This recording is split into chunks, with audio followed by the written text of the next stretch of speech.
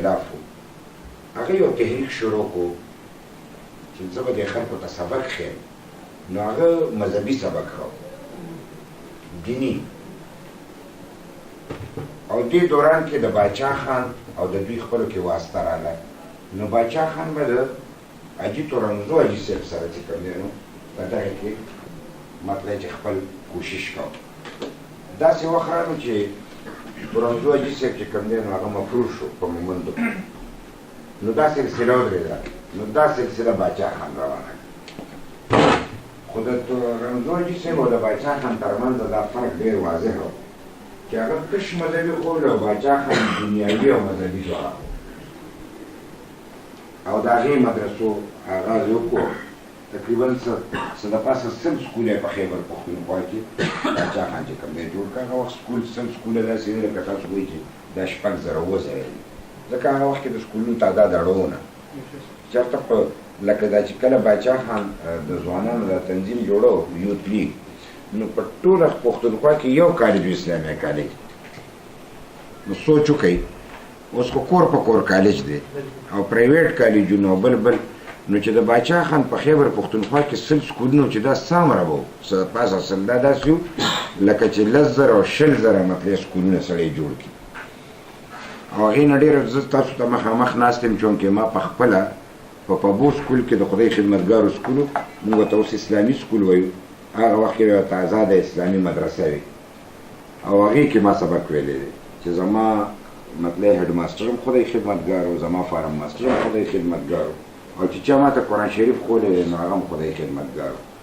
نو تاسو سوچ وکئ چې د هغې سکولونو نه کوم خلک وتلي او څنګه وتلي نو چې تاسو لږ هم سټډي وکئ نو په دې تېر وخت کې چې چا سبقونه ویلي نو خدای خدمتګار غریبانانو خدای بچو سبق ویلی دی دا د باچا خان برکت چې سکولونه یې ورته جوړ کړ او دوی ته ترغیب ورکړو چې تاسو به سړی او ښځه دواړه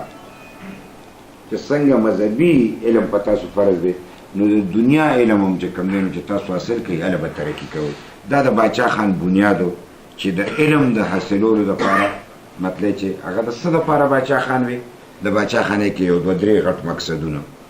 یو دا چې دغه وخت کې موږ د انګریزانو غلامان باچا خان د غلامۍ زنځیرونه شلول او د ازادۍ اواز یې کو پښتانه په دې خبره نه پوهېدل چې غلامي څه ته وایي او ازادي څه ته وایي ځکه چې د هغه هسټري هغه نه پټه وه او هغه چې کومه هسټري وي هغه د انګریز هسټري وه هغه کې هغه جذبه نه راتله نو باچا خان لازم وګڼل چې دا د غلامۍ زنځیر دپاره د علم حاصلول ډېر لازم دي نو هله به چې کوم دی نو مونږ مطلب چې دا غلامي مطلب دا ختمیږي نو د باچا خان د باچا خانه بنیاد علم او د غلامۍ زنځیر شلول دا چې کوم دی نو دا بیس دی بیا باچا خان دې لپاره مطلب چې دې هتیار بسي لکه دا جنګ به مونږ څنګه کوو نو تر دغې وخته 4,500 کاله نه په دې خوا چې کوم جګړې کېدې نو هغه به په ټوپک کېدې په توره به کېدې په غشو به کېدې زغرو باندې به کېدې او جنګ او جدل به لکه باچا به مشر و خان به مشر و نواب به مشر و چا کې به چې زور و سردار به مشر و لکه د عام د غریب سړي مطلب دا تصور نه شو کېدی چې دی به مشري کوي ځکه چې د زور سړی به مشر و د طاقت سړی به مشر و باچا خان دا نظر داسې بدل کو چې پښتانه یو بل وجني تشدد کوي او په وړو وړو خبرو باندې مطلب د دنیا مړي کوي دا نظر بدلول غواړي نو دا د باچا خان د ټولو نه انفرادي حیثیت دی د پښتنو په هسټرۍ کې چې باچا خان د عدم تشدد فلسفه ورکړه د هتیار په شکل کې چې دا زموږ هتیار دی دې ته ذهني هتیار وایي مطلب چې ته فکري هتیار ورته وایي شعوري هتیار ورته وایي چې ته به مقابله کې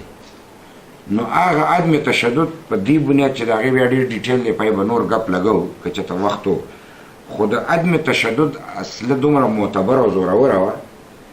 چې د تورې خلکو چې څومره زمینه فتح کړي دي اتې دوباره خلکو فتح کړ خو باچا خان چې کوم فکري بوټی لګولی دی نو دلته زرګونه باچیان به راشي خو دا فکري بوټی ختمولی نه شي او د عدم تشدد د هتیار چې کوم دی دا زمونه څوک شتی نه شي دا یو بنیادی فرق دی چې باچا خان دا نظر مونږ ته مطلب راکو دا زمونږه فلسفه شوه دا زمونږه هتیار شو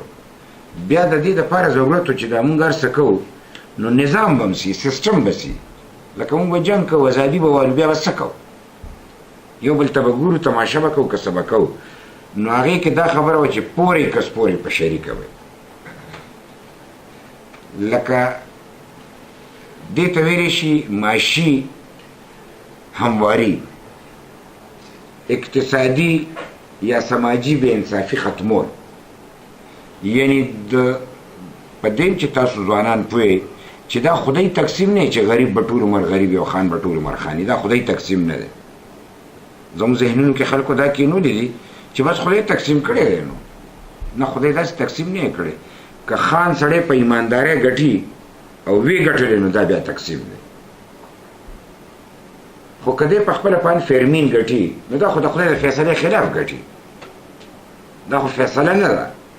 دا خو ظلم دی معاشرتي جبر دی دا چې دی کوي او د هغې جبر په بنیاد باندې که فرض کوي یو مسلمان دی مالدار دی دی چې خیرات ورکوي زکات ورکوي صدقه ورکوي نو ده سره به سل کورونه نور هم آباد دي خو دلته خو خان د غریب په مری خپه ورینېږي دا باچا خان په هغه وخت کې باچا خان په خپله خان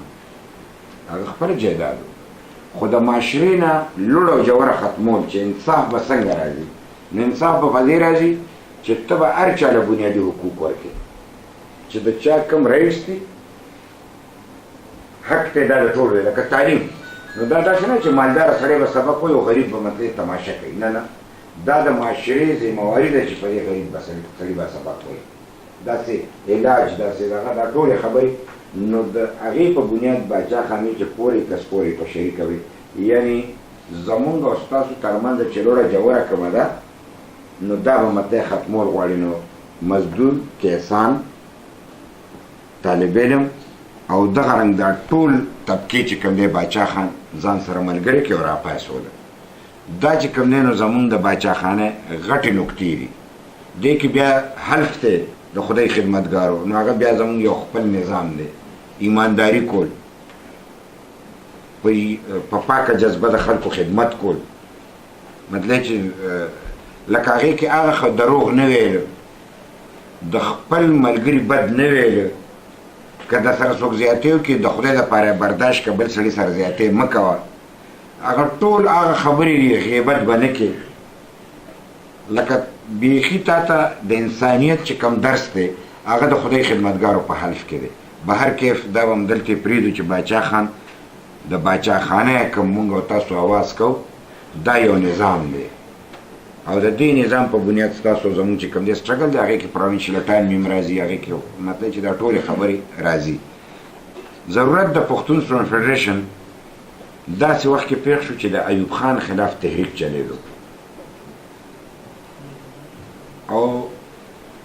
د پاکستان دننه دا لومبی فیلډ مارشل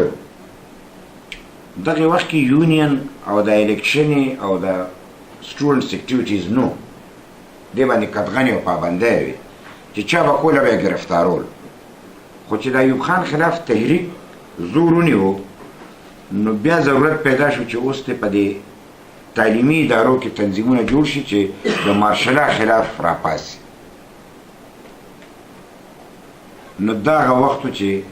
تاسو وایئ چې د خوشحال بابا په دغه باندې چونکې اجمل صاحب د پارټۍ د طرف نه مطلب چې مشر او دغه وخت کې اجمل صاحب اډوایزر و اجمل خټک صاحب خدای دې وبخي نو هغه او بیا زمونږ دا نور ملګري چې تاسو نومونه اورئ مختلف نومونه دي مختلف مشران دي د هغې وخت سره هغه پښتون سټوډنټ فیډریشن یې کېناستو په 1988 کې چې کوم دی د دې بنیاد کېښود د پښتون سټوډنټ فیډریشن باضابطه د دې نه مخکې هم دا په مختلف شکلونو کې موجود و خو باضابطه د پارټۍ د مشرانو په رضا او په صلاح او په مشوره دا د نیب نشنل عوامي پارټۍ په تعلیمي ادارو کې نماینده تنظیم د ده سوچ فکر د باچا خان او د پارټۍ سره د نیب سره تړلی چونکې نیب د ډېرو مختلفو قوتونو دغه خو دا د پښتون سټوډنټ فیډریشن لکه نظریاتي طور د عوامي نشنل پارټۍ د لاندې کار کوه چې اجمل صاحب ولې اډوایزر کو خو اجمل صاحب زمونږ هغه وخت کې جنرل سیکرټري د پارټۍ نو دی وله ځکه مشر کو چې دا به د پارټۍ سره په لینک کې چلیږي. داسې سوالونه وخت په وخت ډېر روچت شوي دي چې دا زیلي دی او که دا زیلي نه دی. دې کې پښتون سټوډنټ فدرېشن یو دوه ځل په دې خبره مات شوی هم دی، مطلب چې تقسیم شوی دی. خو چې کوم پښتون سټوډنټ فدرېشن د پارټۍ سره پاتې دی نو هغه دا منلی چې زه زیلي تنظیم یم. په هر شکل کې دا مختصر خبره زه کوم ځکه چې دا ډېر اوږدې دي. لکه د پښتون سټوډنټ فدرېشن بنیاد دا د عوامي نېشنل پارټۍ زیلي تنظیم دی. دا د باچا خان د افکارو د پاره په تعلیمي ادارو کې د معاصرینو د خدمت لپاره دی، د سټوډنټانو د خدمت لپاره دی. نو په هغې وجه باندې چې کوم دی نظریاتي رڼا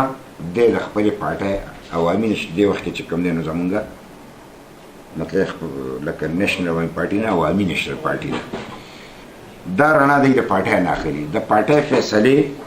د پارټۍ مطلب چې کوم بنیادونه دي سوچ او فکر دی دا د دې دپاره مشالره ده، لکه دا د دې دپاره یو قسم ته رڼا ده. پښتون سټوډنټ فدرېشن او انوایو دواړو تقریبا سیم حیثیت دی، داسې مطلب چې دا دواړه زیلي تنظیمونه دي، صرف د عمر د لحاظه فرق دی. بیا د دوی خپل آیین هم شته او د دوی خپل منشور هم شته. د خپل آیین او د خپل منشور د فیصلو تر حده پورې دوی خپلې فیصلې هم کولی شي. چې کوم ځای کې ضرورت پیښېږي نو ایډوایزر د دې لپاره دی چې د پارټۍ طرف نه ګایډلاین چاري نو ایډوایزر سره به خبره چې دا خبره مونږ داسې کوو چې د پارټۍ او د تنظیم ترمنځ خو اختلاف نه راځي، څه پرابلم خو نه کریټ کوي. نو دا پول دی په منځ کې پول، دا نه چې هر سړی به له دې په حساب سره هر سړی نه. پښتون سټوډنټ فدرېشن دی یا مثلا انوایو دی نو ډیسپلن دی ته وایي چې پارټۍ والا څوک مقرر کړي اچھا زید وي بکر یار څوک نو هغه سره به رابطه کوي او هغه به ورته یو خبره کوي. که مثلا زه خبره کوم نو زه خو د جنرال سیکرټري په حیثیت کولی شم خو د پښتون سټوډنټ فدرېشن د ایډوایزر په حیثیت نشم کولی. که زما د عهدې حیثیت ډېر اوچت دی خو زما دا حیثیت نشته دی چې ګینې زه دې تاسو ایډوایز درکړم. که ته ما نه مشوره لرې یا خبره کې خپلو کې کوو خو که چېرته د پارټۍ ډیسیژن وي نو دا به تا ته ایډوایزر در رسوي او هغه به ګایډلاین وي او هغه به خبرې او دې ته وایي ډیسپلن او تاسو به په هغې باندې فیصلې کوئ. بهر کیف پښتون سټوډنټ فدرېشن او زما یوازې انوایو نه ملګري ډاکټران، ملګري وکیلان، ملګري استادان او ډېر نور دا ټول ذیلي تنظیمونه دي. چې څوک ځان ته ذیلي تنظیم نه وي دی د پارټۍ حیثیت نه مني، چې نه مني دی آزاد دی، دی بیا د پارټۍ نه دی. مطلب دې کې خو داسې ډېر کنفیوژن نشته، ډېره ساده غوندې خبره. څوک چې پارټي مني ذیلي تنظیم دی هغه د پارټۍ سره دی. څوک چې وایي زه ذیلي نه یم نو هغه پارټي نه مني، نو چې پارټي نه مني نو هغه داسې ډېر تنظیمونه دي نو نور به مې او نور به مې او نور به مې هغې سره زموږ څه خبره نشته. دا خو مطلب چې تر دې پورې خبره ستا د سوال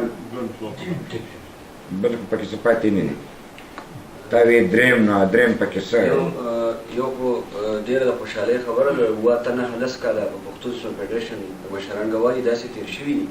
چې تر د اوسه پورې د ممبرشپ یې دلته د پښتون سټوډنټ فدرېشن نه دي شوي. په اول ځل باندې موږ د ممبرشپ بکونه خپل چاپ کړل او ممبرشپ یې کوو او په اول ځل باندې زموږ ملي مشر چې به راغو کراچۍ ته نو د پښتون سټوډنټ فدرېشن سره به یې ګنټه ملاقات و. نن تاسو مرکزي جنرال سیکرټري زموږ سره تاسو ملاقات وکړو نو ډېره غټه د خوشحالۍ خبره ده او د ایډوایزر خبره تاسو وکړله. د ایډوایزر زموږ شاه صاحب دی نو د ایډوایزر کار څه دی تاسو دا خبره وکړو ملګري څه کار یې دی د پښتون سټوډنټ فدرېشن.